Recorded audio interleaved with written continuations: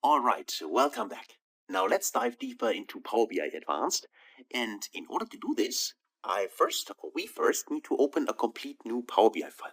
Because this time we do not deal with the easy way to get started data anymore. And that's why I want to have a clean Power BI report for our new data. So after you open a complete new Power BI file, then we need to import the data.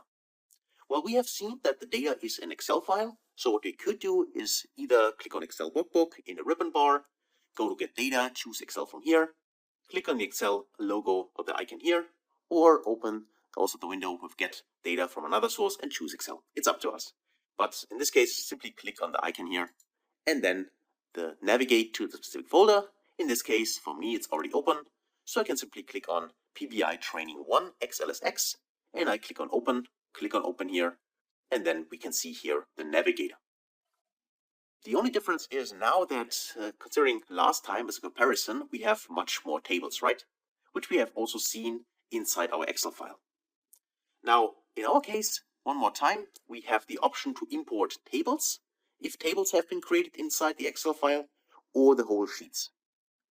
Again, it would not make any difference in this specific case, but as a best practice, and to make sure I only import the data which I really want, which is coming from the tables and not the whole sheet. That's why I like to use the blue icons in here. So I'm choosing the sales tables. These are the ones we need.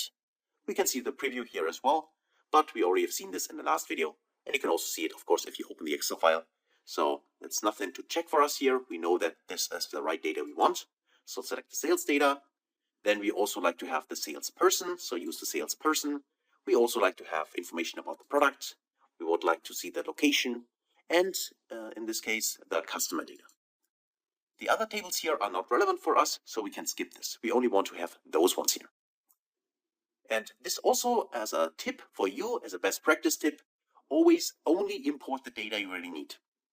So that's something which I really like to emphasize on, because sometimes people complain about maybe that a report is slow and so on. And the easiest way to make a report faster is to import only the relevant data.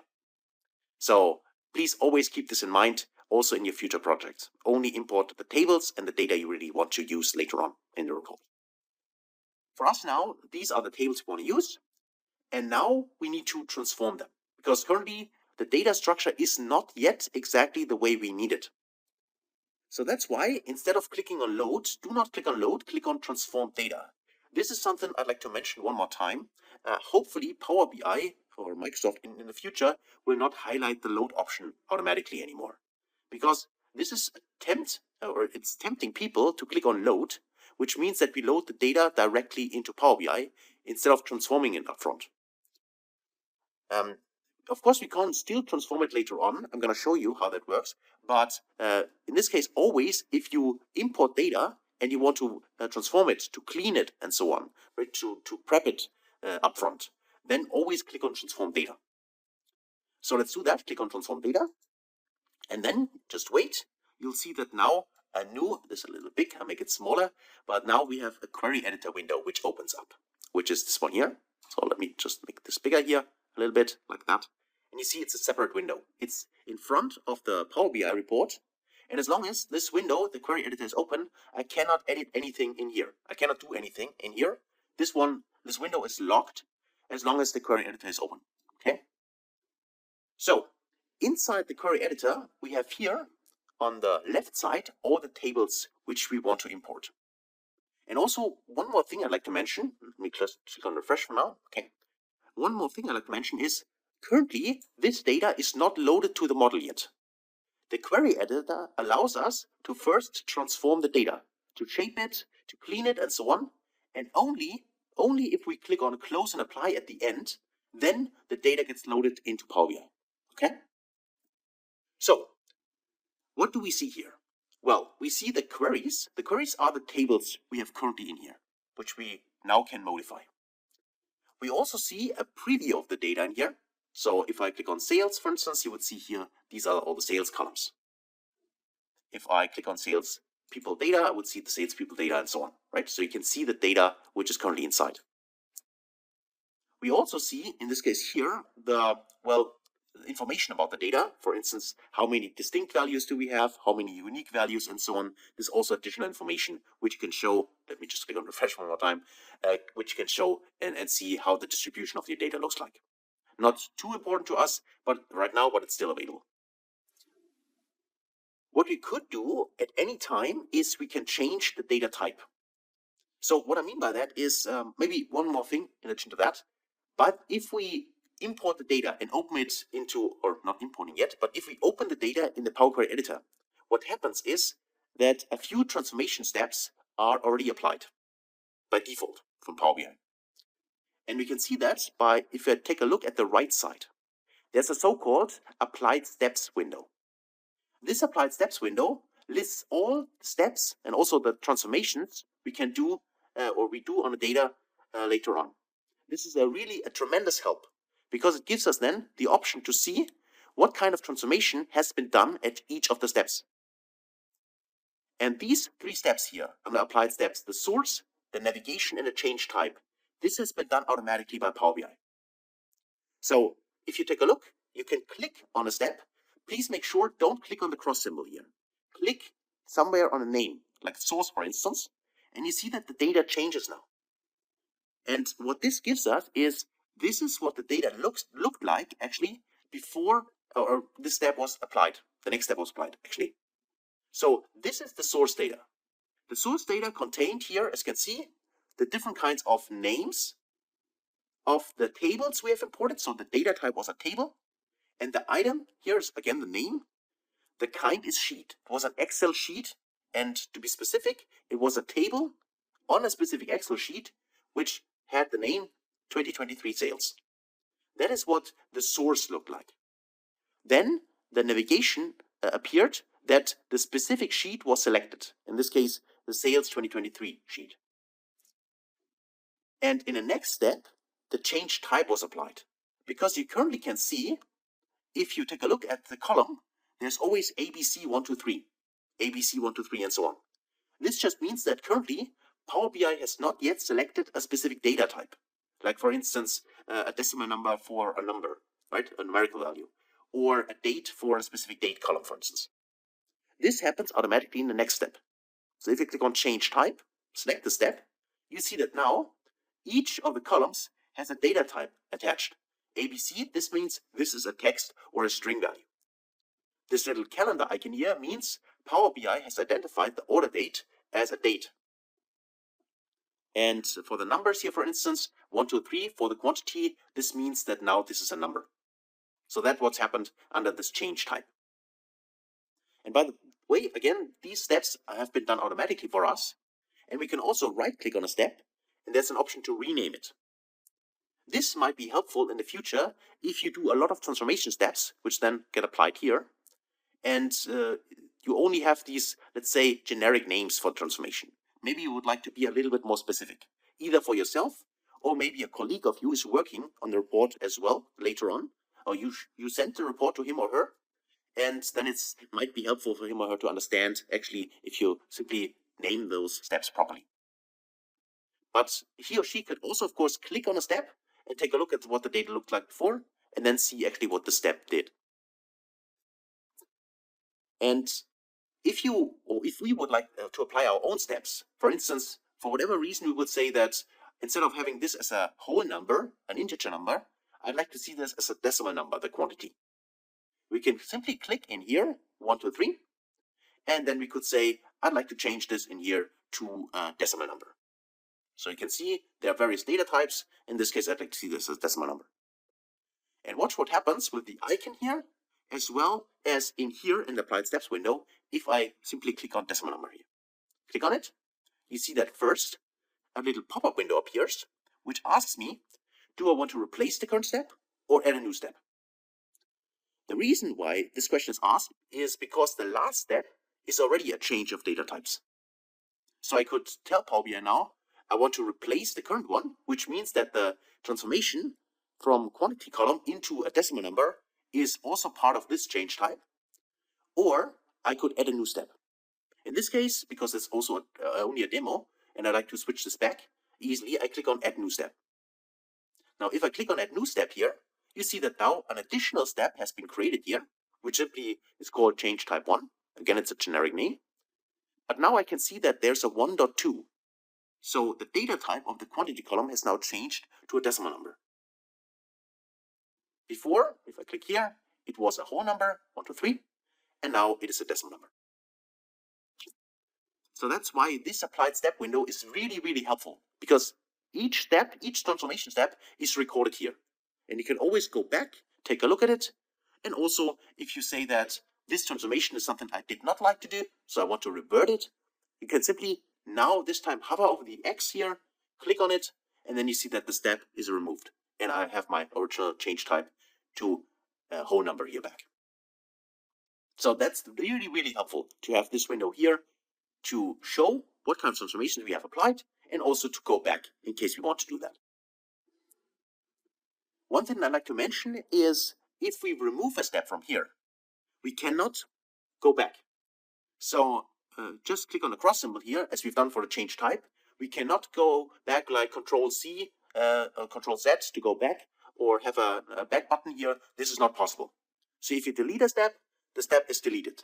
You need to redo it manually yourself. Okay? That's just one thing I'd like to keep you in mind. All right. So now we have here learned what the applied step window gives us. Now to our tables. Currently we have here sales 2023 and so on, that's fine. But here, for instance, for salespeople data, product data, location data, customer data, the tables are all called underscore data. I don't like that. So I could select the table, and let me for now click refresh here, and I can rename it here. So I can give it a different name. Let me just remove the underscore data. Just do that, press enter, and you see that now the table has been renamed. By the way, that would also be possible if you double click here. I also could here just remove it from here. Just remove that underscore data, press enter, and also the table has been updated. So I like this as well. This, there's a fresh option here, but just by the way, this should not be visible for you. It's just because I last used the table for 2 days ago where I updated the data. That's why it's just popping up here. But for now, let me just click on it. Okay, there it is. Okay. So also for the location, I can rename it either again in the property option here under query settings, or I could double click here, or I could also right click and rename. That would also be possible, right? 3 options to rename the table. Let me call this location, and let's double click here and call this customer, okay? Or customers, it's up to us. But for now, we have our tables here. Okay, so we renamed the tables, and now I also would like to maybe structure the tables. So I could right click here and say I'd like to create a new group. So grouping is also an option to get a little bit more order in here in the query window, especially if you have a lot of tables, and also if you have different kinds of staging inside the query editor.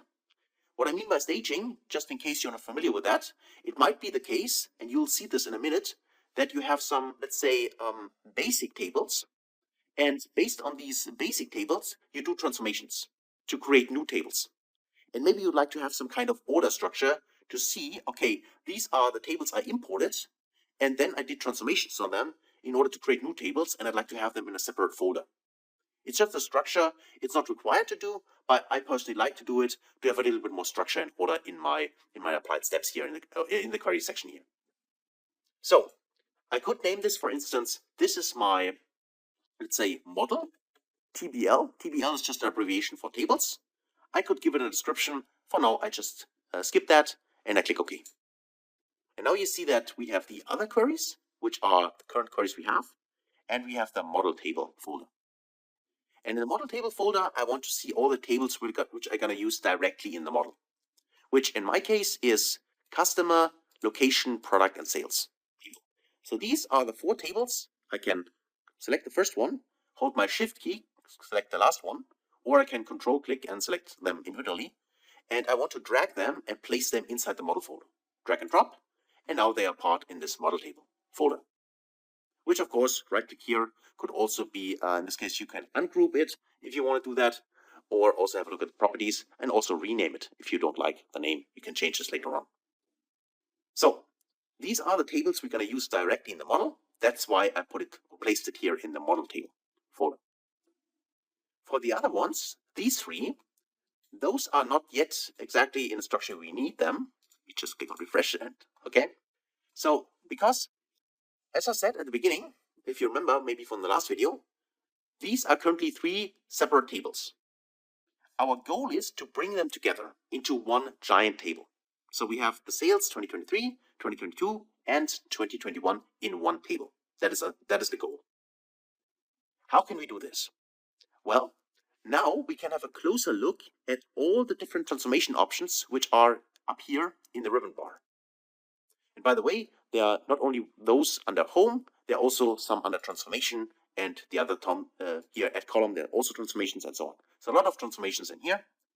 But for now, what we need actually is under home, the option to append queries here. Under combine is a good word for it, there's an option to append queries. And appending, if you hover over it, it gives you some information. That's, by the way, always as a tip here, hover over one specific option. For instance, here replace values, right? And it gives you some description of what this transformation can do for you.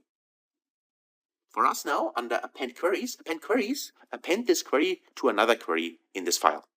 And that's what we need, because what appending here means is simply stacking. So place sales 2023, 2022, and 2021 on top of each other, and then have one table. That's what append queries can do for us. Now, for appending queries, we need to be a little bit careful. What I mean by that is you can click directly in here, but you could also click on a little drop-down area. It's a little bit hidden, I have to admit, but if you click on a little drop-down, you have 2 options. Either choose the append queries, which is the default one, if you click on here, or append queries as new. Now, what is the difference? The difference is if we append queries, that means currently I have sales 2023 here selected, and if I append the queries, this would modify this table. This would mean that if I click on append queries here, if I do that for now, you see that now a new window appears, this one, and now I have the option to either choose 2 tables, then I can select another table I would like to append, or 3 or more tables, and then I could add here 2023 and 2021, 2 and 2021. But this would modify my original table. That means we do not have a sales 2023 anymore, but we would have a sales table which is named 2023, but it contains also the data 2022 and 2021. And because I like to have it differently, I click on cancel for now and say I'd like to append queries with a little down arrow here, but I like to append them as new. So I click append as new. And now, let me just drag this up here. I could say 3 or more tables, and then I say I'd like to see 2023 is already in here, so let me also choose 2022 and hold Control key 2021, and then I add them. So I'd like to create a new table with 3 or more tables. Of course, if you have several tables, then you can also add them. In our case, we have 3 of them. Now we click OK, and now we see that we have one new appended query, which is completely new, right? So we still have our original 2023, 2022, and 2021, but now we also have this sales table, which is called append 1. And of course, we'd like to rename this. So let's go in here and say this is here sales, and then just sales table. Okay, let's just call it sales. Press enter, and now we have our prepared sales table, which contains the data of all these 3 sales tables. And I can easily show this to you because we can select the table, go to the order date here, click this down arrow here, and then let's just load more. Click on this option here, and you see that there is 2021 data in here. And if I scroll down, I can see 2022 data in here. And if I scroll down, I would see 2023 data in here. So we can clearly see that this allowed us in here, the order date, in this case, the transformation appending here, the order date showed us that we have now appended all these 3 tables and put it into one giant table. And this is actually the table I'd like to use in the model. So that's why now I can drag this table up here and also place it to my model tables. And now we have our sales prepared for actually now getting this imported into Power BI. Before we do this, however, there's one additional thing which is important, and I'd like to mention this.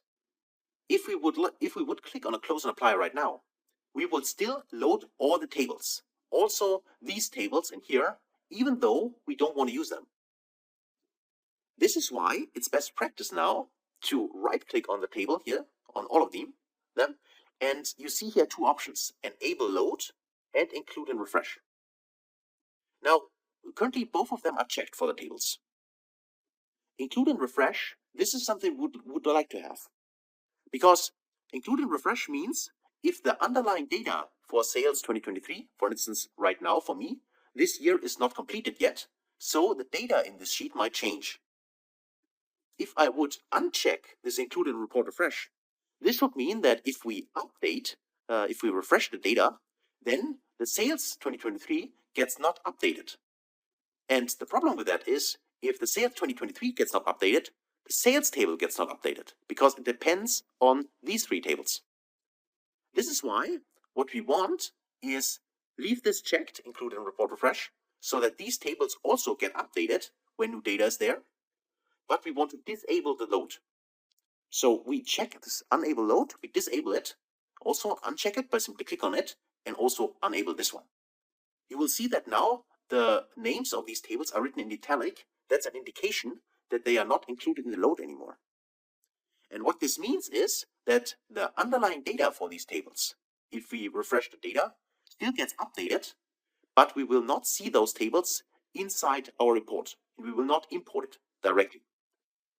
And I'm going to show you this right now because our transformation is done. We have our tables in here. We renamed them. We combined the sales table. So now we can click on close and apply. Click on close and apply. And now we wait. And you'll see that now the tables get loaded into the model. And just a second. And there we have our tables. So we have the customer table, location, product, our newly created sales table, and the sales people. And notice there are no sales 2023, 2022, and 2021. But these tables would be visible if we would not have unchecked this enable load. And because we don't want them, we only need our sales, the combination of them. That's why we uncheck this enable load. Now we have done our transformations and we could now start actually creating our report. But if for whatever reason we are not finished, we are not done yet, right? And we want to explore more or also shape our data later on after importing the table, there's still an option to reopen the Power Query editor by simply going under Transform Data. Under Home, if you click on Transform Data, click on it, then the query editor opens again and we can continue changing, preparing, cleaning our data. So we are not locked to what we have done at the beginning. We can at any time in the future reopen the transform data, the Power Query editor, and then we can change something in here. Also, we could right click here and I could enable the load again if I would like to do that for whatever reason. For us, we do not want to have it, but I just wanted to mention and to show you here, you're not bound by anything. At any time in the future, you can change it back again, okay? And that's it actually for the first part of the Power Query editor. It was again quite a lot, I know, but hopefully it was interesting. Hopefully you were able to follow along. Of course, feel free to rewatch the video and please make sure that you also do the same steps and do it practical with me because that's the way how you learn, okay? So thanks a lot for watching and I can't wait to see you in the next video. Until then, best guys.